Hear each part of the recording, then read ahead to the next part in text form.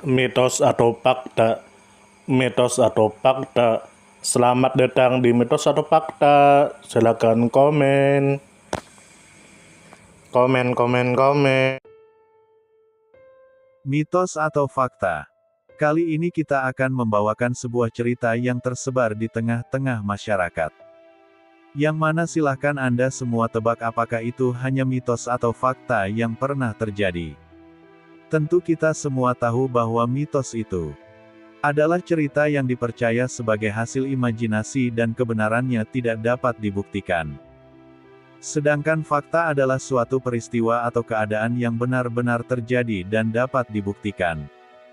Fakta dapat diperoleh melalui pengamatan terhadap suatu objek atau peristiwa. Sekarang masuk ke video. Maulana Shah Muhammad Abdul Elim Sidikuy. Tentu saja kemungkinan tidak asing di telinga kita terlebih bagi para orang-orang yang pernah mendengarnya. Lalu disebutkan menurut kabar yang beredar bahwa latar belakang dan keluarga. Maulana Shah Muhammad Abdul Elim Sidikuy lahir pada hari Ahad, tanggal 3 April tahun 1892 Masehi bertepatan dengan 15 Ramadan 1310 Hijriah, di Meerut, India. Beliau berasal dari keluarga yang saleh dan terhormat serta merupakan keturunan langsung dari Sayyidina Abu Bakar As-Siddiq, Khalifah pertama umat Islam. Ayahandanya bernama Maulana Muhammad Abdul Hakim, dan ibunya adalah sosok inspiratif yang mendidik beliau dalam nilai-nilai Islam sejak kecil. Lalu disebutkan menurut kabar yang beredar bahwa masa kecil dan kecerdasan. Maulana Abdul Elim Sidikuy dikenal memiliki kecerdasan luar biasa sejak usia dini. Pada usia 4 tahun, ia telah menghafal seluruh Al-Quran. Pada usia 9 tahun, ia memberikan pidato publik pertamanya di Masjid Jame, Meerut, yang memukau hadirin dengan kefasihan dan retorika yang mengagumkan. Lalu disebutkan menurut kabar yang beredar bahwa pendidikan dan guru-guru besar. Pada usia 16 tahun, beliau lulus dengan gelar dalam bidang teologi Islam. Beliau juga mendalami ilmu-ilmu modern dan hukum, serta mendalami berbagai disiplin Islam seperti 1. Ulumul Quran 2. Hadis 3. Tasawuf 4. Fikih dari 4 mazhab Hanafi, Maliki, Syafi'i, Hanbali. Guru-gurunya meliputi 1. Syekh Ahmad Al-Syams, Maroko. 2. Syekh Al-Sanusi, Libya. 3. Maulana Abdul Bari Farangi Mahali, India. 4. Maulana Ahmad Muhtar Sidikuy, saudaranya sendiri. 5. Imam Ahmad Raza Khan Barelwi, seorang sufi dan ulama besar dari Bareilly, India, yang menjadi mentor spiritual utamanya. Lalu disebutkan menurut kabar yang beredar bahwa dakwah dan perjalanan internasional. Maulana Abdul Elim Sidikuy berdakwah secara intensif selama lebih dari 40 tahun ke berbagai penjuru dunia. Negara-negara yang pernah ia kunjungi dalam misi dakwah meliputi 1. Asia dan Timur Tengah, Hijaz Arab Saudi, Singapura, Malaysia, Indonesia, Thailand, Burma, Myanmar, Vietnam, Sri Lanka, Cina, Jepang, Filipina, Irak, Suriah, Palestina, Yordania. 2. Afrika, Mauritius, Madagaskar, Kenya, Tanzania, Mesir. 3. Eropa, Inggris, Belgia, Prancis. 4. Amerika dan Karibia, Amerika Serikat, Kanada, Guyana, Suriname, Trinidad dan Tobago, Hindia Barat. Lalu disebutkan menurut kabar yang beredar bahwa kiprah di Asia Tenggara dan Singapura. Pada tahun 1930, beliau datang ke Singapura untuk menyebarkan Islam. Pada tahun 1932, ia mendirikan All Malaya Muslim Missionary Society, yang kini dikenal sebagai Jamiyah Singapura. Ia juga memelopori pembentukan Interreligious Organization (IRO) pada tahun 1949, untuk mempromosikan harmoni antar agama. Dalam pidatonya saat peluncuran IRO di Victoria Memorial Hall, tanggal 18 Maret tahun 1949, beliau berkata yang artinya, "Sejauh menyangkut kejahatan universal dan prinsip-prinsip moral yang diterima, tidak ada agama yang berbeda. Dalam semangat toleransi, simpati, dan keinginan untuk membangun perdamaian, semuanya adalah satu. Tugas para pemimpin agama adalah memperkenalkan ajaran agama lain kepada umat masing-masing agar semangat persaudaraan dapat tumbuh dan kejahatan bersama dapat dilawan."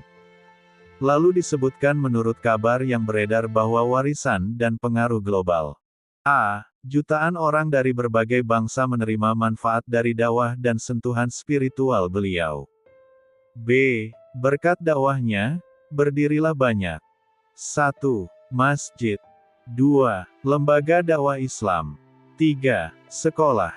4. Rumah sakit. 5. Panti asuhan. 6. Perpustakaan. 7. Majalah Islam. Lalu disebutkan menurut kabar yang beredar bahwa Maulana Shah Muhammad Abdul Elim Siddiqui wafat pada hari Ahad, tanggal 22 Agustus tahun 1954 Masehi bertepatan dengan 22 Zulhijjah 1373 Hijriah, dalam usia 63 tahun. Ia wafat setelah melakukan ziarah ke makam Nabi Muhammad di Madinah. Jenazahnya dimakamkan di Janatul Baqi Madinah Al-Munawwarah. Lalu disebutkan menurut kabar yang beredar bahwa sebuah karomah yang paling menonjol sejak kecil adalah bahwa beliau menghafal Al-Quran secara sempurna pada usia 4 tahun. Ini bukan hal biasa, bahkan di kalangan penghafal Al-Quran sekalipun. Banyak ulama meyakini hal ini merupakan bukti keterpilihannya secara spiritual sejak dini. Lalu disebutkan menurut kabar yang beredar bahwa pada usia 9 tahun, ia menyampaikan pidato publik pertamanya di Masjid Jami' Meerut, India. Hadirin yang hadir menangis karena takjub akan kefasihan, kedalaman makna, dan kekuatan ruhani dari pidatonya yang disampaikan oleh seorang anak kecil. Lalu disebutkan menurut kabar yang beredar bahwa beberapa gurunya menyebutnya sebagai Al-Wali Yusagir atau wali kecil karena melihat pancaran cahaya spiritual dan kedalaman ilmu yang luar biasa dari dirinya sejak usia belasan tahun.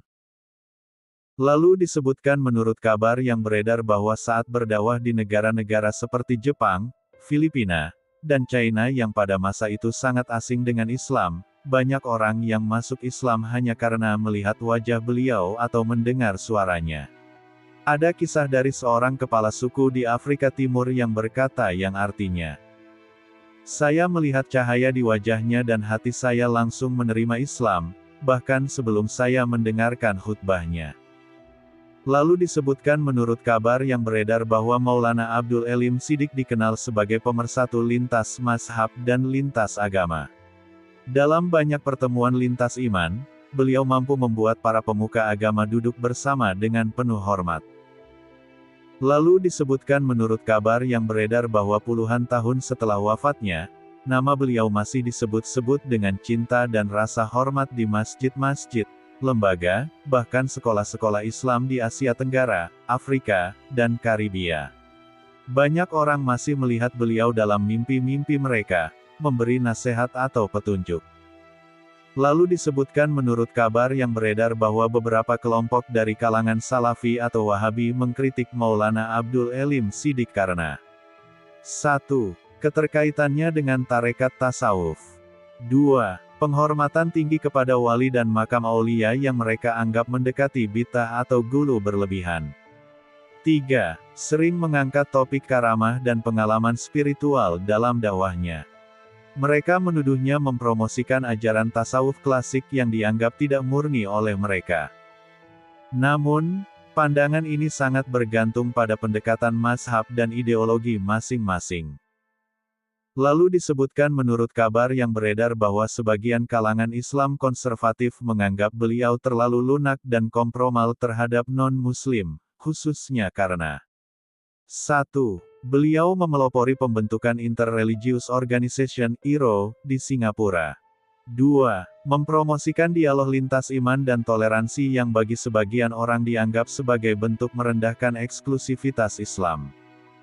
Padahal pendekatan beliau adalah strategi dakwah rahmatan lil alamin, bukan kompromi akidah. Lalu disebutkan menurut kabar yang beredar bahwa ada juga kalangan tradisionalis yang mengkritik beliau karena 1. Terlalu banyak memakai pendekatan rasional atau logis dalam debat keagamaan dan ceramah. 2. Karya tulis beliau menggunakan bahasa tinggi, yang dianggap sulit diakses oleh masyarakat awam. Kritik ini muncul dari kekhawatiran bahwa Islam akan terlihat sebagai agama elit intelektual dan bukan untuk semua kalangan. Lalu disebutkan menurut kabar yang beredar bahwa beberapa ulama sezaman mengkritik beliau karena 1. Terlalu sibuk berdakwah keliling dunia lebih dari 40 negara, sehingga dianggap kurang membina madrasah atau pesantren tetap dalam jangka panjang. 2. Ada anggapan bahwa beliau tidak menetap dan membina komunitas lokal secara berkesinambungan. Namun, murid-murid beliau membantah ini dengan menunjukkan hasil dakwahnya berupa pendirian Jamiah Singapura, masjid, dan sekolah Islam di banyak negara. Sebagaimana para wali dan ulama besar lainnya, Maulana Abdul Elim Siddiq juga tidak luput dari kritik dan perbedaan pendapat. Namun kritik-kritik tersebut umumnya bersumber dari 1. Perbedaan pendekatan dakwah. 2. Perbedaan mazhab fikih atau akidah. 3. Atau dinamika politik keagamaan di masa kolonial. Sebagian besar ulama dan umat Islam justru mengagumi kebersihan hati, keluasan ilmu, dan keluasan pandangannya dalam berdakwah dan memperjuangkan Islam dengan cara damai, toleran, dan bijaksana. Bagaimana menurut Anda semua? Apakah cerita di atas adalah mitos dan cerita sebelum tidur atau memang fakta? Silahkan tulis di kolom komentar. Note, kami bertanya kepada Anda yang mendengar dan melihat video ini.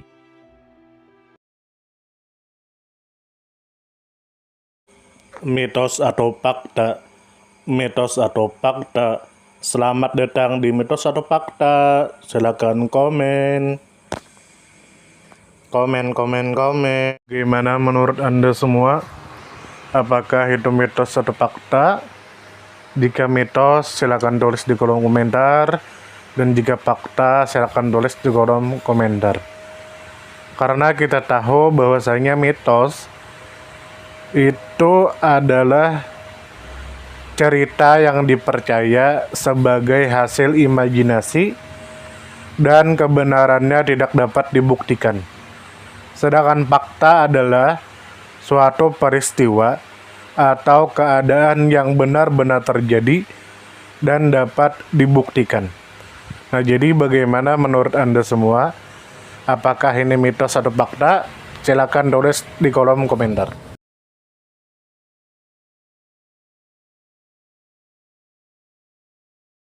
Tidur. Ayo kita tidur.